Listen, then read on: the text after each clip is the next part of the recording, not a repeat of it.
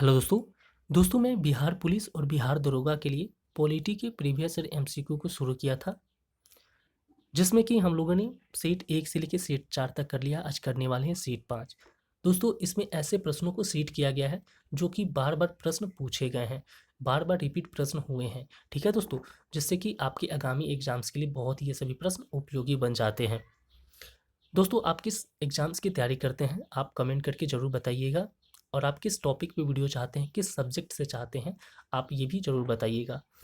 ठीक है दोस्तों, आप इस चैनल पे नए हैं तो चैनल को सब्सक्राइब जरूर कर लीजिएगा। ये चैनल आपके सभी प्रकार के कम्पिटिटिव एग्जाम के लिए बहुत ही महत्वपूर्ण है। तो चलिए दोस्तों शुरू करते हैं। दोस्तों सबसे पहला प्रश्न रहा, ये प्रश्न में आपसे पूछा गया है, संविधान के किस भाग में संविधान की प्रस्तावना आती है? संविधान के किस भाग में संविधान की प्रस्तावना आती है? तो कौन से भाग में संविधान की प्रस्तावना आती है? तो संविधान के शुरुआत में ही। ठीक है, कौन से भाग में? शुरुआत यानी संविधान के भाग 1 में ही आती है। ठीक है दोस्तों, भाग 1 में ही आती है। ठीक है दोस्तों, अगला प्रश्न रहा, ये प्रश्न पूछा गया, धर्मनिरपेक्ष शब्द किस संशोधन द्वारा प्रस्तावना में जोड़ा गया? धर्मनिरपेक्ष शब्द किस संशोधन द्वारा प्रस्तावना में जोड़ा गया? तो धर्मनिरपेक्ष शब्द को 42वां जो संशोधन हुआ था उसी के तहत इस शब्द को जोड़ा गया था। ठीक है दोस्तों, धर्मनिरपेक्ष शब्द को कौन से संशोधन द्वारा जोड़ा गया प्रस्तावना में?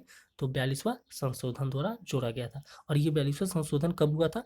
तो 1976 में हुआ था। ठीक है दोस्तों, चलिए दोस्तों अगला प्रश्न आइए। प्रश्न में पूछा गया आपसे, अनुच्छेद 32 किससे संबंधित है? अनुच्छेद 32 किससे संबंधित है? तो अनुच्छेद 32 के बारे में आपसे पूछा गया है। तो अनुच्छेद 32 मौलिक अधिकारों के संरक्षण की याचिका के लिए संबंधित है।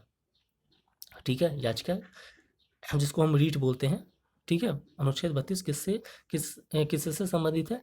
तो रीट से संबंधित है। रीट यानी कहने का मतलब मौलिक अधिकारों के संरक्षण से संबंधित है। ठीक है दोस्तों अगला प्रश्न रहा, ये प्रश्न में पूछा गया, भारत में ग्राम पंचायत की अवधि कितने वर्षों की होती है? भारत में जो ग्राम पंचायत की अवधि होती है, कार्यकाल होता है ग्राम पंचायत का, वो कितने वर्षों का होता है? ये पूछा गया। तो कितने वर्ष का होता है? 5 वर्ष का होता है। दोस्तों अगला प्रश्न रहा, ये प्रश्न पूछा गया, भारत में राज्यपाल को शपथ कौन दिलाता है? भारत में राज्यपाल को शपथ कौन दिलाता है? तो भारत में राज्यपाल को शपथ उच्च न्यायालय का मुख्य न्यायाधीश दिलाता है। कौन दिलाता है दोस्तों? तो उच्च न्यायालय का मुख्य न्यायाधीश दिलाता है। दोस्तों अगला प्रश्न रहा, ये प्रश्न में आपसे क्या पूछा गया जरा देखिए। प्रश्न, भारत के संविधान का कौन सा अनुच्छेद भारत को एक धर्मनिरपेक्ष राज्य बनाता है? भारत के संविधान का कौन सा अनुच्छेद भारत को एक धर्मनिरपेक्ष राज्य बनाता है? तो कौन सा अनुच्छेद है? तो अनुच्छेद 25 से लेकर 28 तक। ठीक है दोस्तों, अनुच्छेद 25 से 28 तक ये धार्मिक स्वतंत्रता की बात करता है। तो आंसर हो जाएगा अनुच्छेद 25 से 28। ठीक है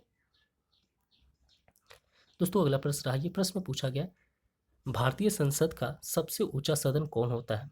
भारतीय संसद का सबसे ऊंचा सदन कौन होता है? तो भारतीय संसद का सबसे ऊंचा सदन की बात करें तो राज्यसभा होता है।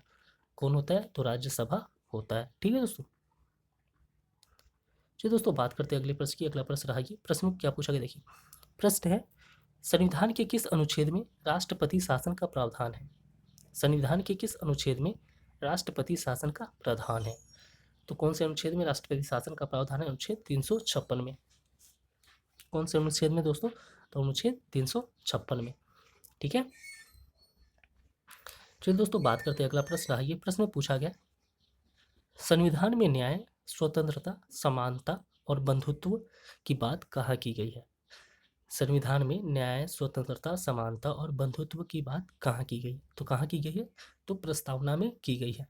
कहाँ की गई है? प्रस्तावना में की गई है। दोस्तों अगला प्रश्न है, भारत में किसी राज्य की विधानसभा की विघटन कौन करता है? भारत में किसी राज्य की विधानसभा का विघटन कौन करता है? कौन करता है? राज्यपाल करता है। ठीक है दोस्तों, कौन करता है? राज्यपाल करता है। और कैसे, क्यों करता है? किसके सलाह पे करता है? तो राष्ट्रपति की अनुमति से करता है। ठीक है दोस्तों, भारत में किसी राज्य की विधानसभा का विघटन जो करता है, कौन करता है? राज्यपाल करता है और राष्ट्रपति की अनुमति लेकर करता है। ठीक है दोस्तों अगला प्रश्न है, किस संविधान संशोधन द्वारा पंचायती राज को संवैधानिक दर्जा दिया गया? किस संविधान संशोधन द्वारा पंचायती राज को संवैधानिक दर्जा दिया गया? तो 73वां संविधान संशोधन के द्वारा। ठीक है दोस्तों, कौन सा संविधान संशोधन के द्वारा पंचायती राज को संवैधानिक दर्जा दिया गया? तो 73वां संशोधन द्वारा। और ये कब हुआ था? तो 1992 को हुआ था। ठीक है। चलिए दोस्तों, अगला प्रश्न है। ये प्रश्न में आपसे क्या पूछा गया, जरा देखिए। प्रश्न है, भारत में कानून बनाने की शक्ति किसके पास है? भारत में कानून बनाने की शक्ति किसके पास है? तो भारत में कानून बनाने की शक्ति संसद के पास है। किसके पास है दोस्तों? तो संसद के पास है। दोस्तों, अगला प्रश्न आइए। प्रश्न पूछा गया, भारत के राष्ट्रपति की न्यूनतम आयु क्या है? भारत के राष्ट्रपति की न्यूनतम आयु क्या है? तो भारत के राष्ट्रपति की न्यूनतम आयु 35 वर्ष है। कितना है? 35 वर्ष। ठीक है दोस्तों। दोस्तों, अगला प्रश्न आइए। प्रश्न पूछा गया, प्रधानमंत्री की अध्यक्षता में गठित परिषद क्या कहलाती है? प्रधानमंत्री की अध्यक्षता में गठित परिषद क्या कहलाती है?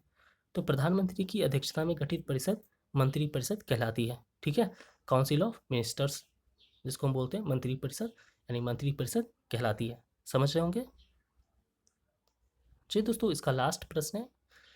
प्रश्न पूछा गया, संविधान के किस अनुच्छेद में वित्तीय आपातकाल का उल्लेख है? संविधान के किस अनुच्छेद में वित्तीय आपातकाल का उल्लेख है? तो संविधान के किस अनुच्छेद में वित्तीय आपातकाल का उल्लेख है? अनुच्छेद 360 में। कौन से अनुच्छेद में? तो अनुच्छेद 360 में। दोस्तों, मैं आशा करता हूँ कि आपको वीडियो अच्छा लगा होगा। अच्छा लगता है तो लाइक सब्सक्राइब जरूर करिएगा। और साथ ही साथ मैंने पहले ही बताया था कि आप ये भी बताइएगा कि आप किस एग्ज़ाम की तैयारी करते हैं, ताकि मैं उसी एग्ज़ाम को पॉइंट करके वीडियो बना सकूं। ठीक है दोस्तों, तो चलिए मिलते हैं अगले वीडियो में। तब तक के लिए धन्यवाद।